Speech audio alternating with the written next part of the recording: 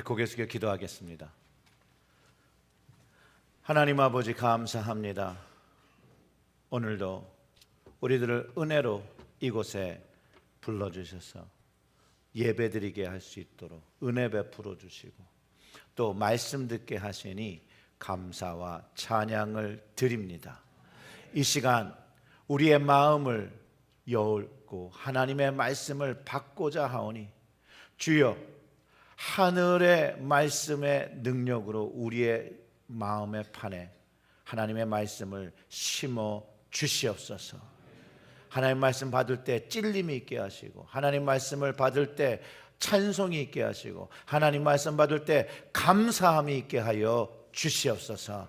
이 모든 말씀 우리 구주 예수님의 이름으로 기도드렸습니다. 아멘. 아멘. 오늘 말씀의 제목이 부활하심을 증언할 사람입니다. 예수님의 승천을 경험하고 이제 다락방에 모여서 기도한 사람이 약 120명이라고 성경이 가르쳐주고 있죠. 그들이 모여서 힘써 기도했다고 성경이 또 가르쳐 줍니다. 그런데 기도를 잘 하다가 오늘 성경에 보면 갑자기 베드로가 그 모인 사람들 중에서 일어나서 그들 가운데 그 커뮤니티 안에서 일어난 일에 대해서 성경적인 제안을 합니다. 17절부터 19절의 말씀을 우리 함께 보겠습니다. 이 사람은 본래 우리 수 가운데 참여하여 이 직무의 한 부분을 맡았던 자라. 이 사람이 불의의 삭으로 밭을 사고 후에 몸이 곤두박질하여 배가 터져 창자가 다 흘러나온지라. 이 일이 예루살렘에 사는 모든 사람에게 알리어 그들의 말로는 그 밭을 아겔다마라 하니 이는 피밭이라는 뜻이라. 아멘. 이게 어떤 일이 일어났냐면요, 바로 유다에 대한 베드로와 거기에 모인 사람들이 직면한 문제가 유다가 죽었다라는 거예요. 그것도 배가 터져 죽었다라는 거예요. 그런데 그게 자기들만 알고 끝난 게 아니라 19절에서 기록하듯이 유다의 죽음이 예루살렘에 사는 사람들에게 알려지고 있다라는 것이에요. 그의 죽음이 결국은 자신들의 공동체에 이게 문제가 될 것을 인지하고 그것에 대해서 이해하게 하는 거라고 저는 생각을 해요. 그래서 17절에 그가 말하듯이 우리 수에 참여하여 이 직무의 한 부분을 맡았던 자라 라고 말하면서 이 자살한 유다의 문제가 자칫 자신들의 공동체에 또 어려움을 줄 수 있다라는 것을 생각하고 그 사람들에게 그 문제를 이야기하고 전달하고 그 해결책을 제시하고 있는 것이 오늘 우리가 읽은 본문입니다.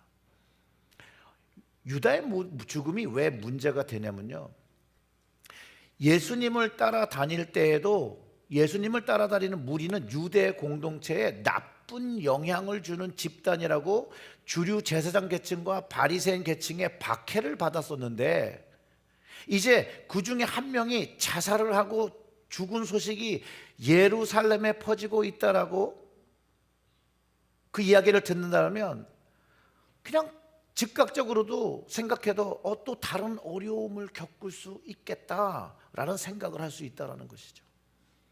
예수님 시대의 유대인들이 받아들이는 자살은요, 정말 극도로 부정적이고 하나님의 주권을 침해한 중대한 죄로 받아들이고 있다는 거예요.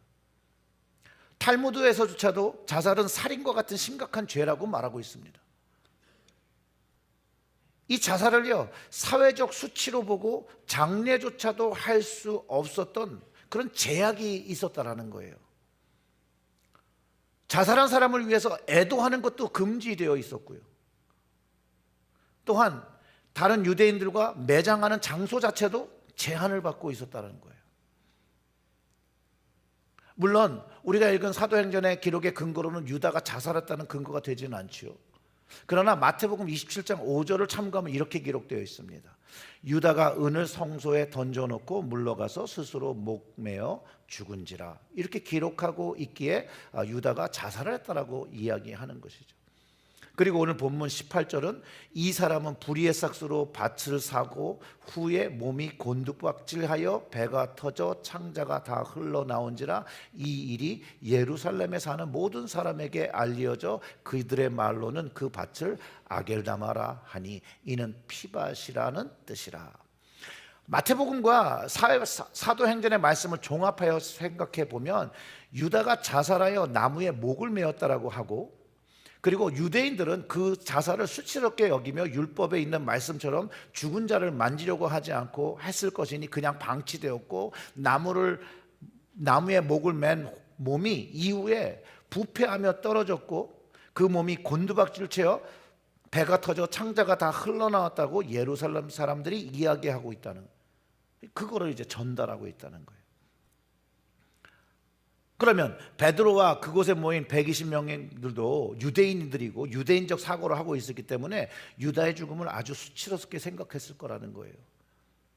근데 그 사람이 자신들 무리 중에 한 명이었고 실제로는 예수님의 12제자의 한 명이었기 때문에 이 부분을 좀 해결해야 될 필요성을 가졌다라고 생각하는 그 개연성이 아주 충분하다고 볼 수 있다는 거예요. 그러면서 베드로가 유다의 죽음에 대해서 이렇게 정의합니다. 그 죽음에 대해서 16절을 읽으면 형제들아 성령이 다윗의 입을 통하여 예수 잡는 자들의 길잡이가 된 유다를 가리켜 미리 말씀하신 성경이 응하였으니 마땅하도다. 하나님의 말씀으로 그 예언이 유다 안에서 이루어졌다는 거예요. 근데 여기서 베드로가 이렇게 얘기해요. 형제들아 성령이, 여기서 베드로가 언급한 성령은 예수님께서 받으라 하신 그 성령과는 조금 구분해서 생각해야 됩니다. 즉 베드로가 성령을 받아서 이 말을 하고 있는 것이 아니라는 점만 기억하시면 되겠습니다. 베드로가 성령의 감동으로 기록된 말씀대로 된 것이라고, 성령으로 감동되어 다윗이 기록한 그것이 하나님의 말씀이신데 그것이 이루어졌다고 말하는 것이에요. 그러면서 구약시대에 다윗이 시편을 쓸 수 있게 영감을 주신 그 성령의 말씀이 시편에 있고 그 시편의 말씀이 응하여 그가 죽게 된 것이니 그의 죽음을 이렇게 이해하면 된다라고 설명해 주고 있다는 거예요. 그리고 20절을 보면 이렇게 기록되어 있어요. 시편에 기록되었을 때 그의 거처를 황폐하게 하시며 거기 거하는 자가 없게 하소서 하였고 또 일렀으되 그의 직분을 타인이 취하게 하소서 하였도다. 아멘. 베드로가 인용하고 있는 시편 69편 25절의 말씀, 그의 거처를 황폐하게 하시며 거기 거하는 자가 없게 하소서라는 것은 고난받는 의인의 대적들에 대한 저주예요. 의인인 예수님을 배신한 유다에게 이 말씀을 적용하고 이것이 일어났다라고 얘기하는 거예요. 유다는 메시아이신 예수님을 배신한 대적이었고 그가 은30으로 샀던 아겔다마는 그의 비참한 죽음과 함께 황폐하게 된 거처가 된다라고 얘기하고 거기에는 그것을 더 이상 살 자가 없다라고 말하는 거예요. 일단 유대인의 관습 속에서는 부정한 땅이 되었어요.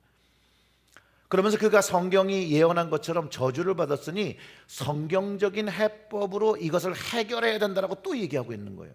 그리고 시편 108편 8절을 인용하고 있는 거예요. 또 일렀을 때 그의 직분을 타인이 취하게 하소서, 이 시편 역시도 다윗의 대적에 대한 저주와 심판을 담고 있거든요. 유다가 스스로 사도직을 버렸으니 이 직분은 말씀대로 다른 사도로 세워야 한다는 것을 이해하고 있고 그 정당성을 거기에 모인 사람들에게 나누는 거죠. 여기 베드로의 모습 속에서 우리가 꼭 배워야 할 것이 있는데, 우리 삶 속에서 문제가 발생했을 때, 가정이나 교회에서 발생했을 때 우리는 하나님의 말씀을 가지고 진단하고 해결책을 찾아야 한다는 거예요. 베드로의 방법은 아주 성경적이고 또한 신학적인 균형을 잘 가지고 그들에게 맡겨진 공동체를 세우고 있는 증거라는 거예요.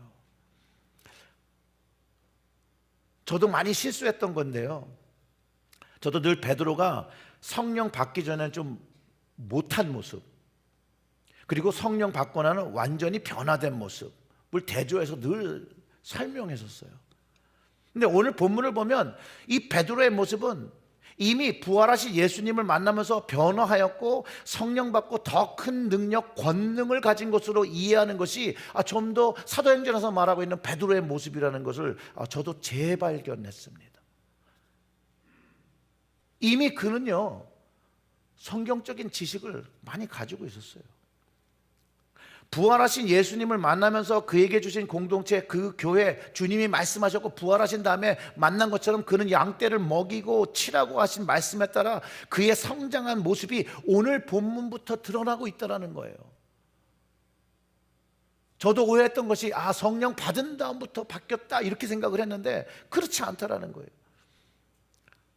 그리고 또 한 가지 보여주는 게 뭐냐면 유다와 베드로 동일하게 주님을 배신하고 부인했던 사람들이었지만 한 명은 자기 잘못을 깨닫고 회개하고 부활하신 예수님을 만났고 주님의 사명을 감당하고 있지만 다른 한 명은 자기 잘못을 깨닫지만 여전히 자기의 생각과 자기의 결정으로 주님의 부활의 시간까지 기다리지 못해서 부활하신 주님을 만나지 못하고 저주받은 인생이 되었다라고 가르쳐주고 있다. 이 두 사람의 이야기는 우리에게 어떤 삶을 살아야 하는지 그 방향성을 명확하게 가르쳐주고 있다는 거예요.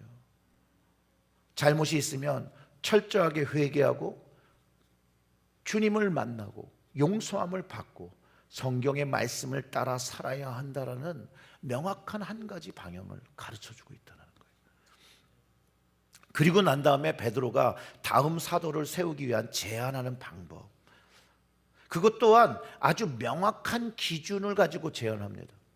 선출 방법은 사도와 교회가 무엇을 해야 하는지를 분명하게 가르쳐주고 있어요. 바로 주님의 말씀에 순종하여 주님의 증인, 부활의 증인이 되어야 할 사람을 찾고 있다는 거예요.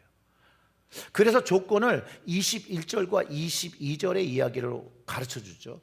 이러함으로 요한의 세례로부터 우리 가운데 올려져 가신 날까지, 그러니까 요한의 세례, 주님과 함께 사역했던 그때부터 주님 죽으시고 부활하시고 승천하신 그날까지 주 예수께서 우리 가운데 출입하실 때에 항상 우리와 함께 다니던 사람 중에 하나를 세워 우리와 더불어 예수께서 부활하심을 증언할 사람이 되게 하여야 하리라 하거늘, 예수님을 만나고 경험하고 배운 사람이어야 한다는 것이죠. 그 부활하신 주님을 만나고 승천하신 것들을 본 사람이어야 한다는 거예요. 이 말을 이렇게 이해하면 됩니다. 단순히 소문을 듣거나 책을 읽어서 아는 사람이 아니라, 배워서 안 사람이 아니라, 사회적 능력이 있는 사람이 아니라, 좋은 교육을 받은 사람이 아니라, 말 잘하고 잘생긴 사람이 아니라, 조건이 예수님의 가르침, 예수님의 기적, 예수님의 고난, 예수님의 죽음, 예수님의 부활, 예수님의 승천의 과정을 가장 가까이에서 직접 눈으로 보고 귀로 들은 사람이어야 한다라고 규정하고 있었다는 거예요. 이것은 교회의 증언이 역사적인 사실에 근거하여 세워져 있고 오늘날까지 그것이 유지되고 있다는 것을 가르쳐주고, 정말 체험적 진리가 담겨 있음을 우리에게 가르쳐주고 있다는 것이에요. 이 기반 위에 교회가 세워졌다는 거예요. 또한 우리에게도 이 조건은요, 예수 그리스도와 깊은 인격적인 만남, 성경의 말씀을 통해서 그분의 삶과 뜻을 아는 신앙인이 주님의 증인이 되어지는 것이고, 주님의 증인, 그 부활을 증인하는 사람들이 교회의 지도자가 되어야 함을 분명하게 가르쳐주고 있다는 거예요. 그런데 이런 조건이 아니라 사회적 신분이 높고 고학력이고 권력자이고 교회가 지도자 되게 했을 때 교회는 자신들이 해야 할 부활의 증인의 역할을 감당하지 못한다는 것도 분명히 보여주고 있다는 거예요. 주님의 복음이 아닌 사람의 복음을 전하기 시작한다는 것이죠. 예수님이 유대인들과 이렇게 말씀 나누실 때 장로의 복음을 가르쳤다라고 얘기하신 적이 있어요.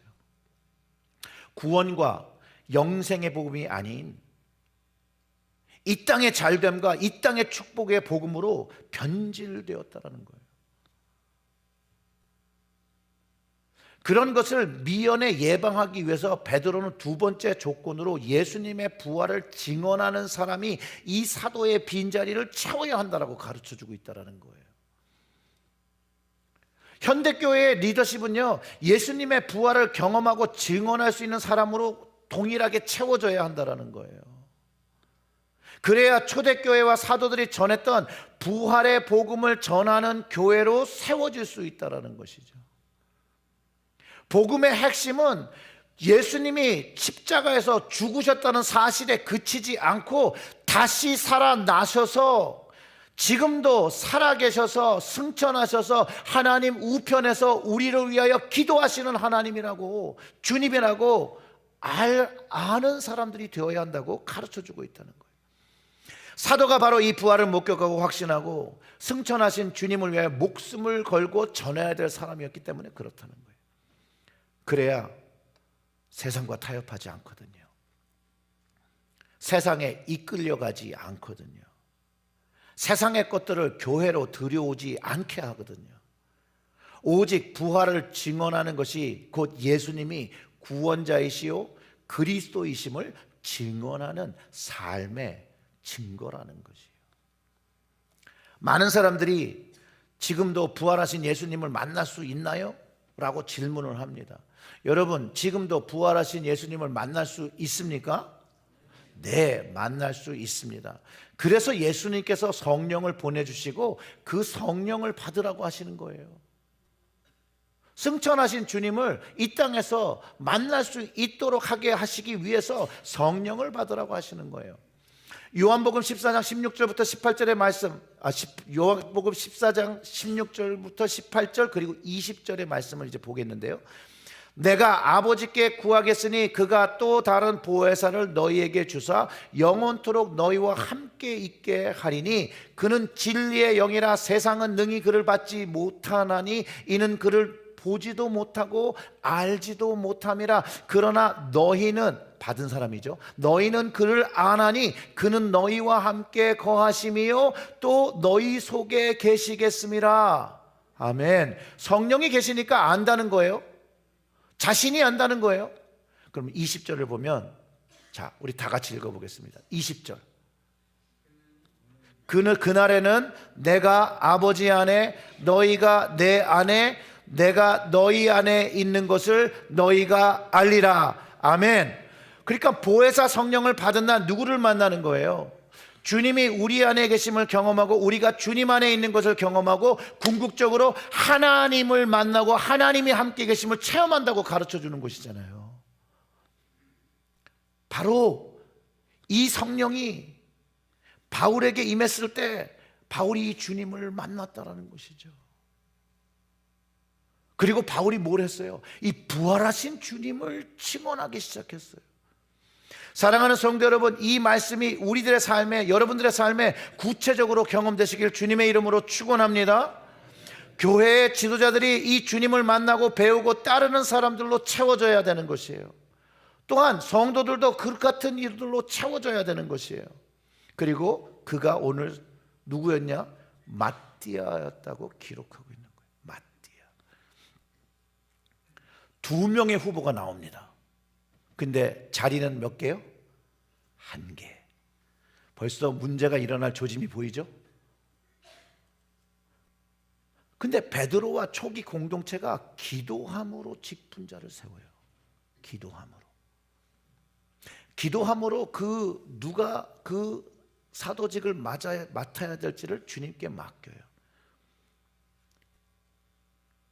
그 사도 자리의 결정조차도 주님께 맡기는, 사람의 뜻이 아닌 주님의 뜻을 받기 위해서 제비를 뽑았다는 거예요. 제비를.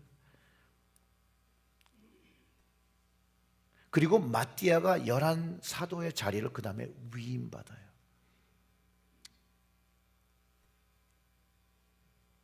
여러분, 기도하며 주님을 의지하여 뽑았을 때 그 다른 한 명이 시험 들었다는 내용은 없습니다. 그를 쫓는 그 바사바의 그 그룹이 반대하여 목소리를 높였다는 말도 없습니다. 그 방법과 결정에 모든 그 사람들이 하나님의 뜻이라고 받아들이고 순종하여 교회의 기반을 만들었다고 성경이 가르쳐주고 있다는 거예요. 왜냐하면 주님의 교회는 자기를 드러내고 자기를 주장하는 조직이 아니에요.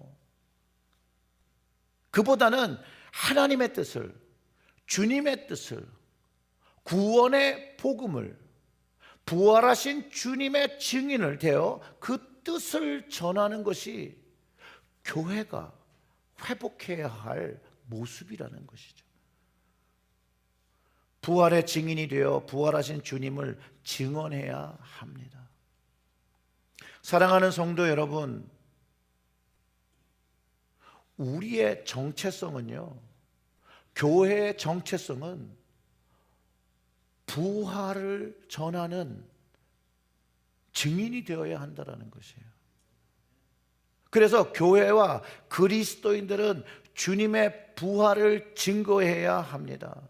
그래서 바울이 이렇게 말한 것이죠. 고린도전서 15장 17절에 이렇게 얘기해요. 그리스도께서 다시 살아나신 일이 없으면 너희의 믿음도 헛되고 너희가 여전히 죄 가운데 있을 것이요 라고 명확하게 우리의 믿음이 부활의 믿음에 기초해야 한다라고 가르쳐주고 있다는 거예요.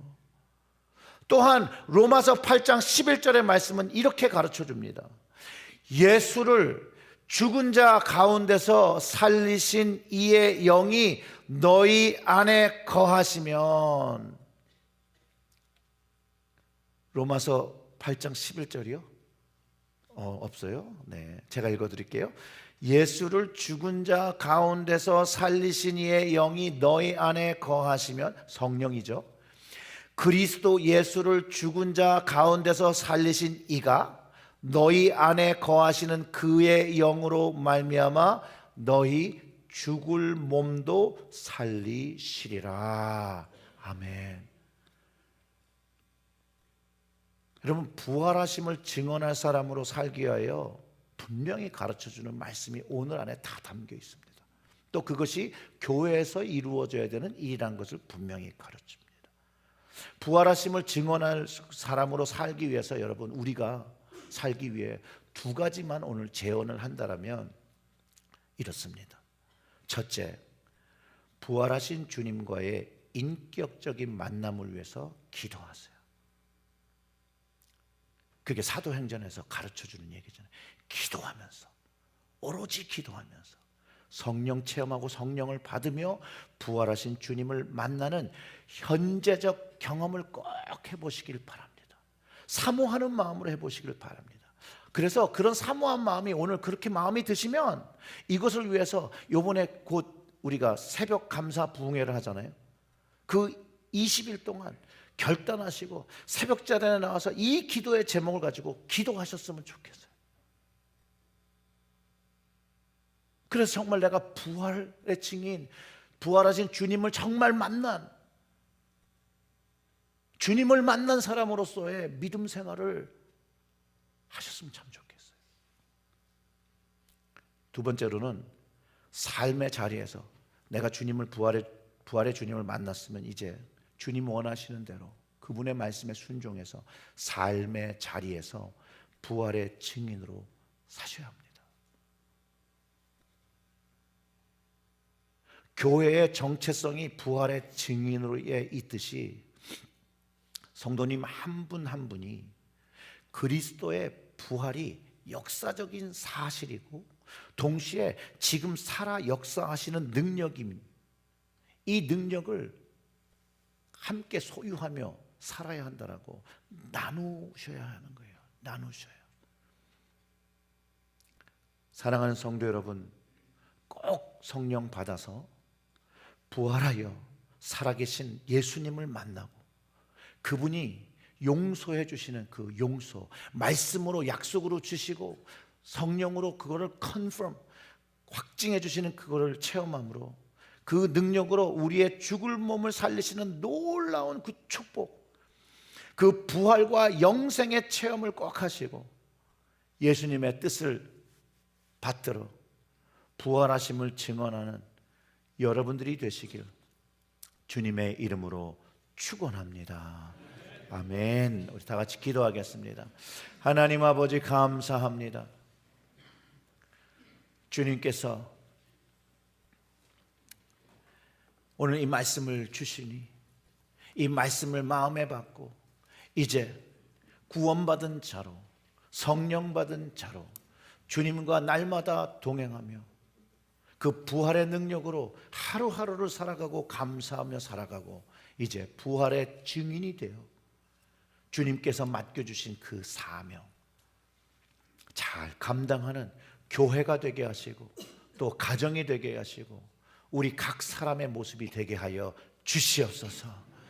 분명한 것은 주님께서 부활의 증인으로 우리 모두를 불러주셨으니 그에 합당한 모습으로 주님께 우리의 삶을 드릴 수 있도록 성령님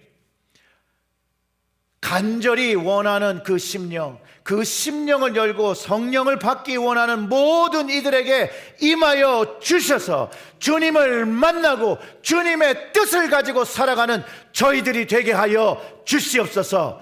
모든 말씀 우리 구주 예수님의 이름으로 기도드렸습니다. 아멘.